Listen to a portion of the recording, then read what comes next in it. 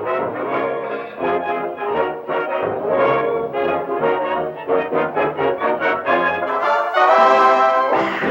high, ski, ski, da, ski, yow. What's the use feeling low? Music in film is such a broad subject. We could spend hours delving into each aspect, from title music, incidental and underscore, to song and dance routines, as made popular in the early years of talking pictures by Fred Astaire and Ginger Rogers. This number is from Top Hat.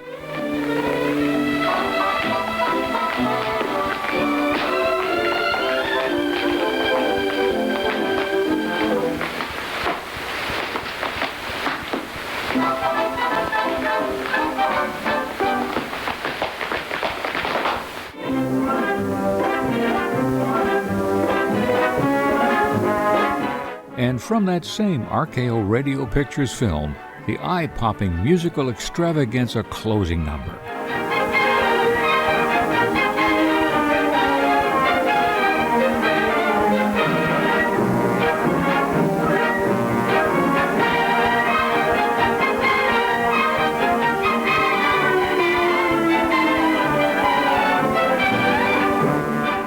To give you an idea of what it took to make one of these big studio epics, watch this split-screen short that MGM put together, showing what the camera saw on the left, and on the right, the army of stage technicians executing the carefully synchronized movement of camera crane, lights, and big set pieces as Eleanor Powell's dance routine unfolds.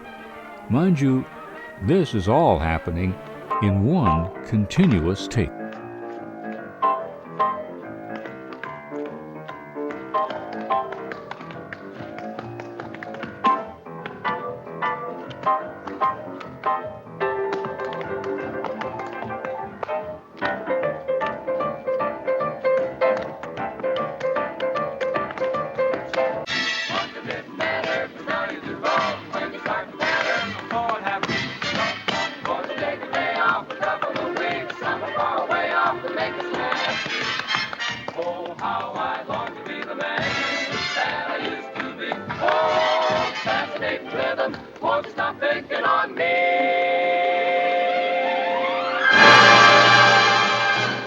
Let's move forward in time to Penny Marshall's A League of Their Own.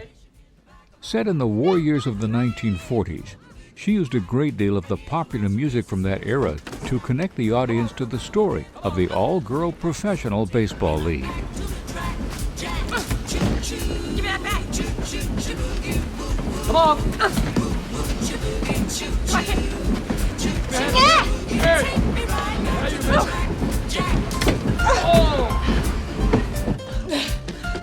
Did you promise the cows you'd write?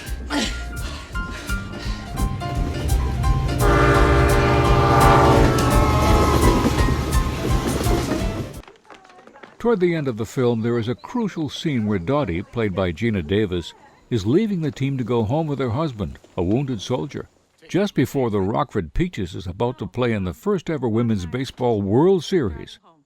Tom Hanks' character, the manager of the team, tries to make her understand how important it is to see your task through to the end, no matter what. You know, I really thought you were a ball player. Well, you were wrong. Was I? Yeah. It is only a game, Jimmy. It's only a game, and I don't need this. I have Bob. I don't need this. I don't. I gave away 5 years at the end of my career to drinking. 5 years. And now there isn't anything I wouldn't give to get back any one day of it. Well, we're different.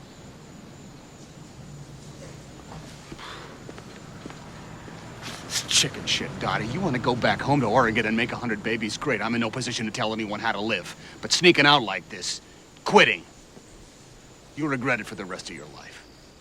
Baseball is what gets inside you. It's what lights you up. You can't deny that.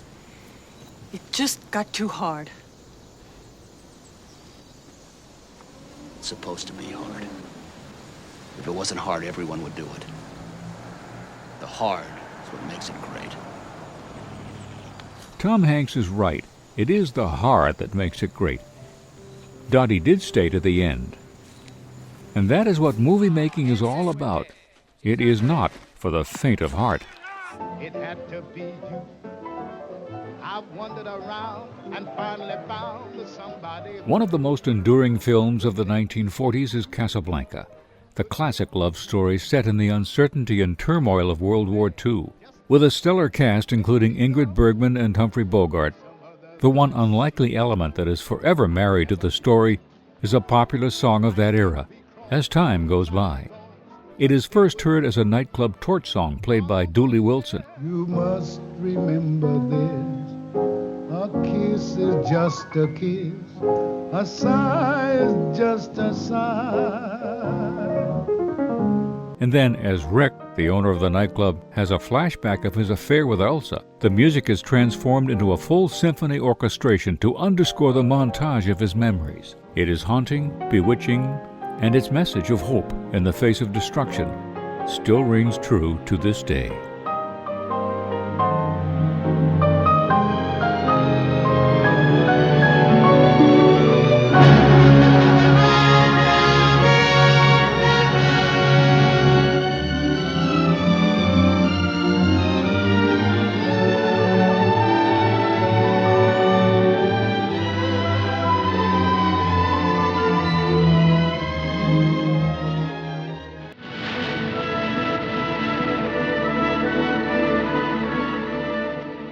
The Stanley Kramer Cold War nuclear holocaust film of 1959 incorporates a strong selection of foreboding music interwoven with the Australian national anthem, Waltzing Matilda. For that powerful film, for that time, the score worked exactly as Kramer wanted, to keep the audience on the edge of their seats from one scene to the next.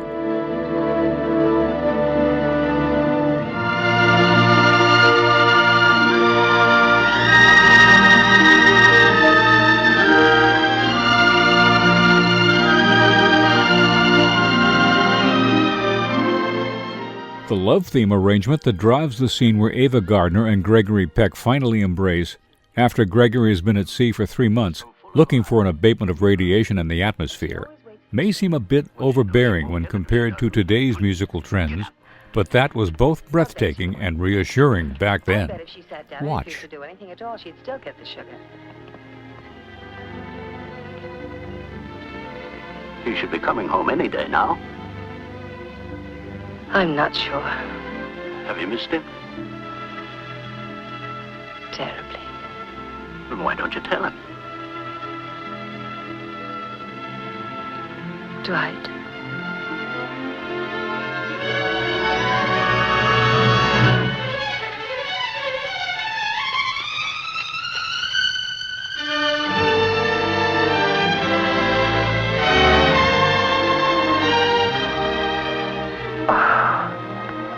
Oh, what a thing to do to me. I've given you up. I thought the polar bears had you. And listen, don't you ever do that to me again, leaving without telling me. I don't think I will. Now, compare that musical arrangement with a more upbeat and optimistic build in Sleepless in Seattle. It's the dusted-off main theme from the 1957 film An Affair to Remember, and it works perfectly to resolve the final plot lines of this Nora Ephron gem.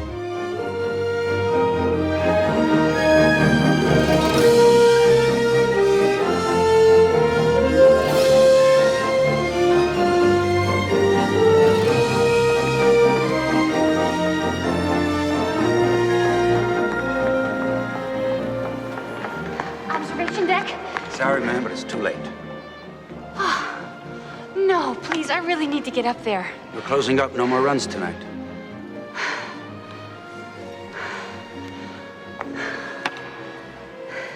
Listen, can I just take a look? There's someone I was supposed to meet. He's probably not there, but if I don't at least look, I'll always wonder about it. Cary Grant, right? You know that movie? One of my wife's favorites.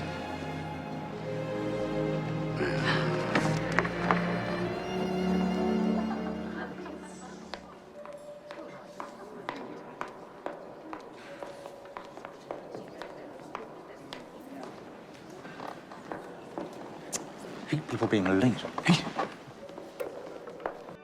The intonation of love's first spark is well represented in this sequence from 4 Weddings and a Funeral. Great hat. Thanks. I bought it specially. Any idea who the girl in the black hat is? Name's Carrie.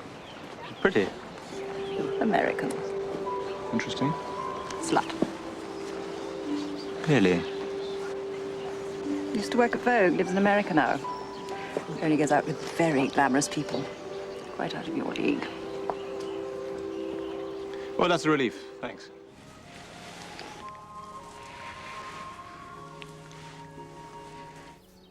What's happening? I have to go. Where? America. And revisited later on, the same melody with a definite feeling of regret. Look. Sorry. In short, to recap in a slightly clearer version, in the words of David Cassidy, in fact, while he was still with the Partridge Family, I think I love you. And I just wondered whether by any chance you wouldn't like to,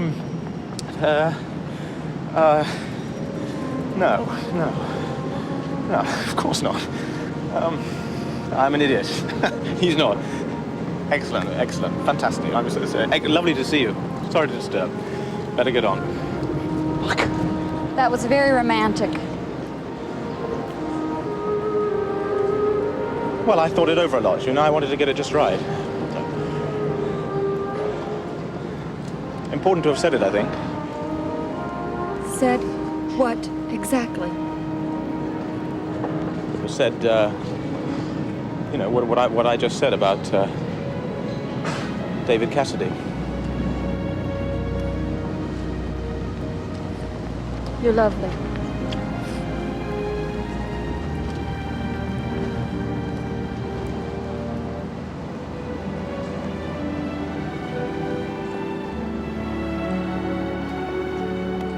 Another example of how music can add so much to the emotional impact of the spoken word.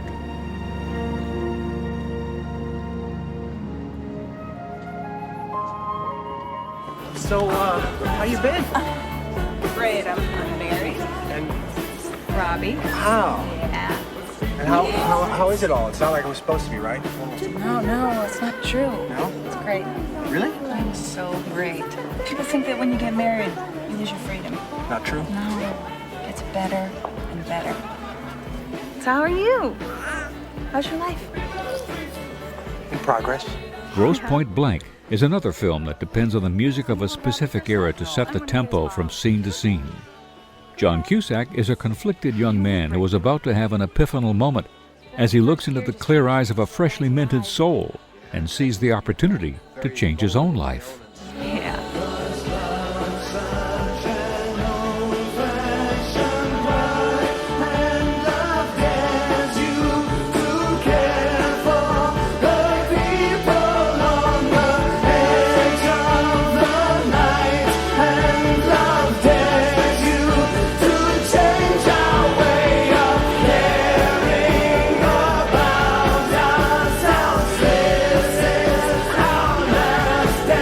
Ladies and gentlemen, the evening is over. We hope you all enjoyed yourselves, and we'll see you all again in 1974. Good evening! The film Almost Famous is a lighthearted but accurate take on musical groups on the road in the 1970s. There have to be clashes of ego, followed by the calming of emotions. And what better piece of music to patch up tattered friendships than Tiny Dancer by Elton John? You must have seen her dancing in the sand. Now she's in me, always with me. Tiny dancer in my hand.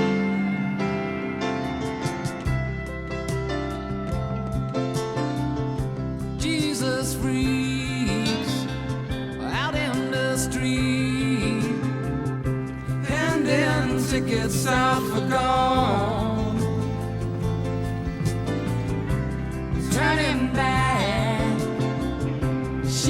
just laughs. The boulevard is not that bad. Piano man, he makes a stand in the auditorium,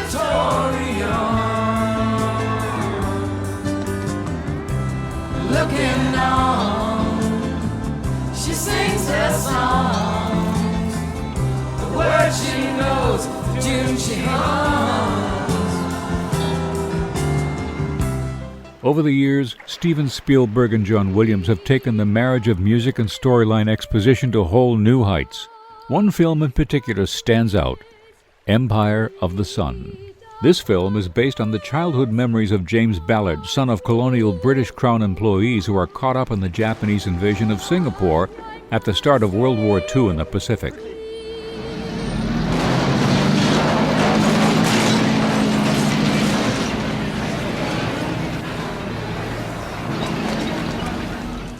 The young lad has always been fascinated by airplanes, especially the Japanese Zeros flying overhead for months leading up to the invasion. Separated from his parents during the initial fighting in Singapore, he winds up with other detainees at an internment camp that is located next to a Japanese Air Force base.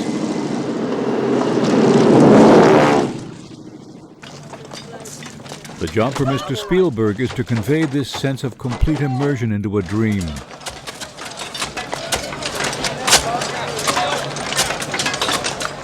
Mr. Williams executes this emotional transformation by introducing a simple musical chord progression on top of a discordant effects track to bring the audience right into Jim's visually stunning and safe reality.